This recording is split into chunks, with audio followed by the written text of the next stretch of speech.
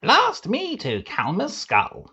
It's time for the Bad Merlins Warhammer 40,000 Imperium Journey. Issue 65, Part 2, Gallery, Rules, and Battle Report. Hello everyone, and welcome back to the Mad Merlins Warhammer 40,000 Imperium Journey. I'm your host Merlin, and we are finishing issue 65 today with our brand new rules and also our battle report. So before we get in, I've got a gallery to show you of my first finished models, because after this issue we do have a brand new character and we have a valid unit in the form of 5 infiltrators. So I'll be using those in our battle. So let's just see what they look like. So here we have our first finished infiltrators and the Primaris Lieutenant. So while I did try to get everything up to the magazine standard, I just found the methods of the magazine a little too flip-floppy, I guess is the best word. It took way too much tidying up, because every time I made a mistake, and every time I neatened up, I ended up making a mistake somewhere else. So I had to give them just the basic colour scheme to match the rest of my Ultramarines, although I did go a little bit further on the Phobos Lieutenant, and I did quite like how he's turned out. But all in all, I have done these guys up ready for battle. Like I said, to match the rest of my Ultramarines. I've done a few bits on them, very similar to the magazine, like the Helix Adept's pouch and his gauntlet. I've done them white with a wash of blue, and then picked out all the details in red and silver. I've also given these guys transfers and coats of varnish, storm shield on the models and bases, and hard coat on the base rim to protect against wear and tear. We'll see how these guys do in battle in the battle report, but first let's take a look at our new rules and our preparation for the mission. So here we have 65 then, and I've put away most of the issues, so let's have a look at what content is left. So we've got datasheet for our Phobos Lieutenant here. So he's power rating 4, pretty much same stats as our regular lieutenants in power armor. So he has a bolt pistol, a mastercrafted Oculus bolt carbine, so rapid fire 1, strength 4, damage 2. Each time attack is made, your opponent does not receive cover, so that's pretty cool. And he has paired combat blades, which you'd have thought they would have given it an extra attack, but obviously not in this case. He's just strength for user, -1 and 1 damage. So nothing much different than a chainsword. So it is what it is though. Rules wise, he has Angels of Death and Death from Above, which we've already learned about. We are getting the second half of Angels of Death in the next issue, which gives us all about the combat doctrines. So, as usual, for being a lieutenant, he has the Tactical Precision Aura, so core units within 6 inches, reroll wound rolls of 1. And if you have Battle Forged Army, for each lieutenant in your detachment, you can choose the second one for the same slot. And we've got our usual keywords for Primaris. And finally, we've got a tutorial there, all about his Tactical Precision Aura, so it will affect everything in the area, but as long as they have the core keyword, and I think most of these units have the core keyword for Phobos stuff. And we got a tutorial here on how Company of Heroes works. So you can take 2 Primaris Lieutenants, as it only takes up 1 HQ slot.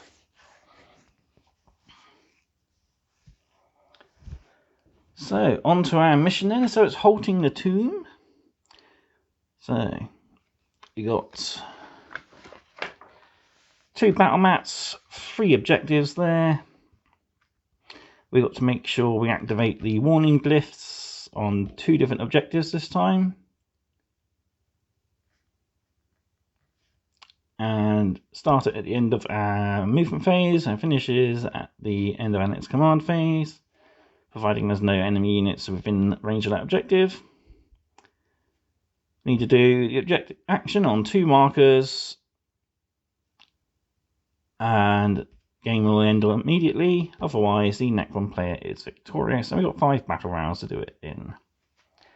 So we'll get set up. We're using 2 battle mats, and we can set the terrain up as we see fit. So I'll go do that, and I'll be right back. So before we get into the actual battle report, let's have a look at the 2 armies I'm taking for this mission. So for the Imperium, we've got HQs in the form of the Phobos Librarian here, the Phobos Lieutenant, the Canoness, who will be my Warlord, and the Tech Priest Dominus. We have a unit of 10 Skitarii Rangers, 5 Infiltrators and 3 Cataphron Destroyers, and 10 Battle Sisters for our troop units. 5 Seraphim and 3 Aggressors round out the list as a bit of muscle. And we've got quite a few units in here that will get pretty close to those objectives early on.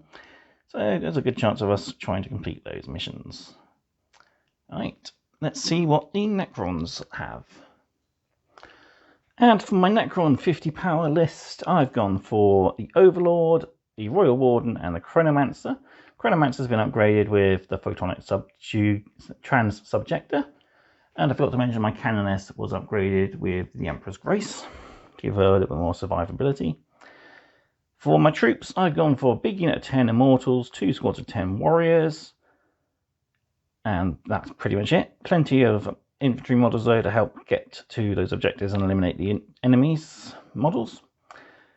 I've got some killie power in the form of the Scorpet Destroyers plus a Plasma Sight, 2 squads of 3 Scarabs, and a squad of Tomb Blades will round off the list.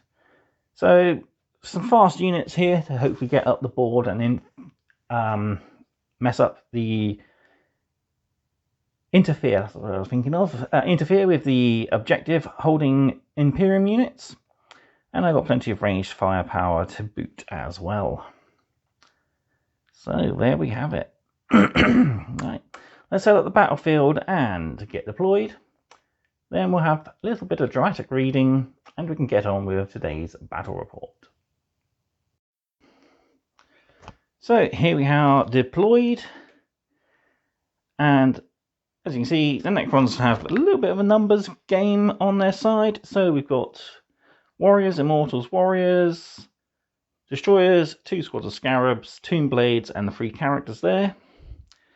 Fast units on the flanks, hopefully to get up to the enemy objectives as quickly as possible. Everything else will hold back and be ready to shoot when it gets in range.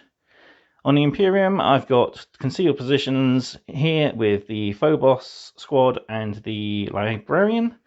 Lieutenant has gone into Sky Strike, as has the Seraphim. I've got the Aggressors and the Adeptus Mechanicus stuff this side, with the Battle Sisters and the Cataphrons over there, ready to claim objectives. So I've also got the Plasma Sight in Transdimensional Location, ready to pop out and help out the Scorpet Destroyers when they get in range.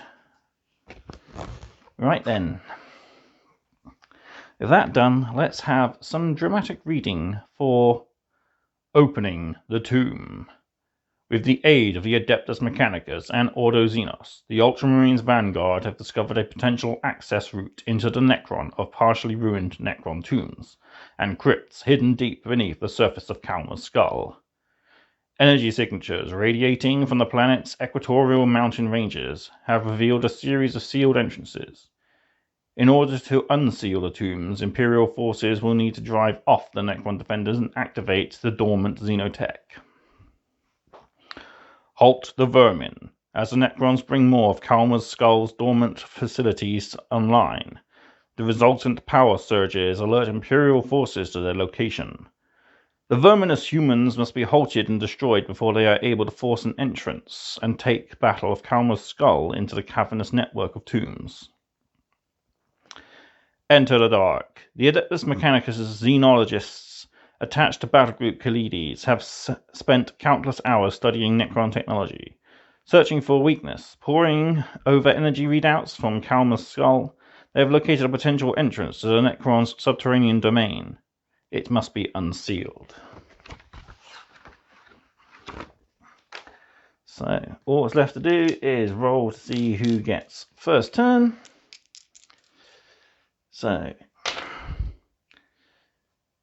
Ultramarines have won the roll-off, and they will...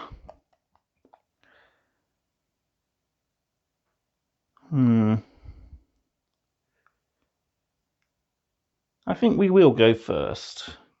That way we can get the objective done as quickly as possible and hope that we survive to our next command phase to finish it off. Right then, here we go then with Imperium turn 1. End of Imperium turn 1 was pretty quick. Everything moved up. The aggressors started doing the action here, Battle Sisters action over there, and the infiltrators even did the action over here. So the Necrons are going to have to do some serious advancing in order to get up and interfere with these actions. I forgot to mention, my first protocol for the Necrons is Sudden Storm, so +1 movement I'll go with for all units. And I've got Divine Guidance for my Battle Sister power. And I've not activated any of my imperatives at the moment. So we'll go on to Necrons turn 1. End of the Necrons turn 1, and everything's moved up as quickly as possible. The Tomb Blades managed to get 20 inches, including their advance and all the buffs. So managed to get them up to the centre there, denying the central objective, but sadly we're about to start turn 2, and all we have to do is wait to the end of the Imperium's command phase, and we score the 2 that we need to win the game. So I've got nothing else to say, but that's it, I guess. It's not... Right. As we've got a little bit of the video left, I'm going to make a bit of complaint to Hachette and whoever wrote this particular mission. So, I see where they're coming from. The Necrons, the Space Marines are knocking on the doors and the Necrons have to come to them. The only problem is the Necrons deploy Player B, which is over here, whereas the Space Marines deploy Player A over here. 2 of the main objectives for the Imperium are right in front of their deployment zone. Meaning the central one might as well not be there, because it doesn't do anything really. And really, because most of the Imperium stuff have at least 6-inch movement, these objectives aren't even are only just 12 inches from the edge of the map. So everything can get to an objective, start the objective at the end of the movement phase, and they win by turn 2. The only way, and this is the only way, the Necrons can deny anybody scoring those 2 objectives on turn 1 is to have something of transdimensional location or something with high movement pop in, and they need to make the charge in order to get within range of that objective marker to deny that objective from happening. So the gripe for this mission is, because of where the placement of the objective markers are and the choice of deployment from the Necrons, it's a one-way battle, really. Also, they didn't proofread this particular mission, because where it says create battlefield, it actually says to place the terrain over the printed terrain. So this is obviously cut and paste from a previous mission. The objective markers is correct. We use 3 objective markers in the location shown, so that's fine. The action is, again, it's good action, but it ends way too quickly. You start at the end of your movement phase, complete at the end of your next command phase. So with the distance between them, there's no way the Necrons can easily get to these objectives and deny them from being completed. Like I said, the only way the Necrons can do it is if they went first, a transdimensional location on top of those objectives, and then force the Imperium to have to fight for them. And again, the conditions are the Imperium's victorious if they do the objective on 2 different objective markers. If it said on different turns, perhaps, yeah, that might have made it a little bit more of a longer game. Perhaps you have to do the action and then roll a dice to complete it, perhaps on a 4+, like we did for Mission 1, where we had to activate the awakening nodes on the Necron Complex for the Royal Warden. If we'd had that as a mission rule, so we start the objective on the turn, but on the next turn we have to roll a dice on a 4+, we activate it. On anything less than a 4, the system has found out that it's trying to be hacked by the Imperium and it shuts us out, so we can't use that objective again. Then that would be a little bit better, because we'd have a 50-50 chance of each of those objectives being correct, and we still need to do it on 2 of those in order to access the tomb network. I really hope that they do a little bit more thinking for their missions in future issues, because this one is a heavily one-sided. I think switching deployment zones would have been better, having the Imperium have to work their way towards the control nodes. That would have been better.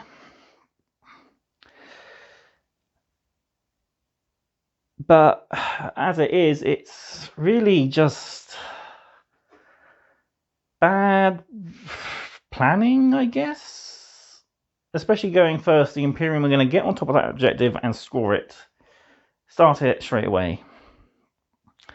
So unless we have multiple fast units like the Tomb Blades, it's not going to work for the Necrons. The Scarabs only in themselves were pretty slow. They only got 13 inches. That's +1 from the command protocol, and both units rolled a 2 for their advance rolls.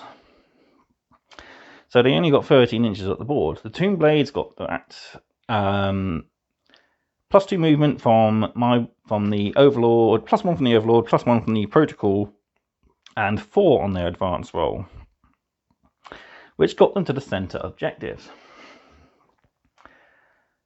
So yeah, if you haven't played this mission already, consider what I've just said. Perhaps swap deployment zones, add in a little bit of extra homebrew ruling for completing the objectives. But really, it is a one-sided fight, and I don't like one-sided fights. I like it when the Imperium have to, work past the Necron defenses and then get to the objectives, which I think would have been a lot better if the deployment zones had been swapped. But I get it. The story is the Space Marines are knocking on the Necrons' doors, and the Necrons are coming to get them before they can get in. But without that added ability to fail and then have to do it elsewhere, there's nothing really the Necron player can do but lose, especially if they end up going second, like it did. So yeah. Hachette, if you do watch this, I doubt it, please, I will be a proofreader for your missions, etc. I will even work with you from home if need be to create a better magazine for the future. So yeah, there you have it. That was quick and pretty pointless, really. So, okay, let's hope the next mission's a little bit better. So, what do we get in our next Imperium then? Issue 66 brings us our final frame of the Vanguard Space Marines. We got a new story for the Astral Militarum versus the Genius of the Occults. And we have data sheets for the Suppressors and the Eliminators. Actually, it's the final rules for the Angels of Death. Then issue 67, the much awaited Tesseract Glow Paint and White Scar to help finish off all those lovely glowing effects on our Necrons. And we also do some touch-up details on a lot of all our other models, so Battle Sisters, Space Marines, and the Adeptus Mechanicus as well. So there we have it. All I want to do is say thank you for watching, and I will say sorry for going on that ramble, but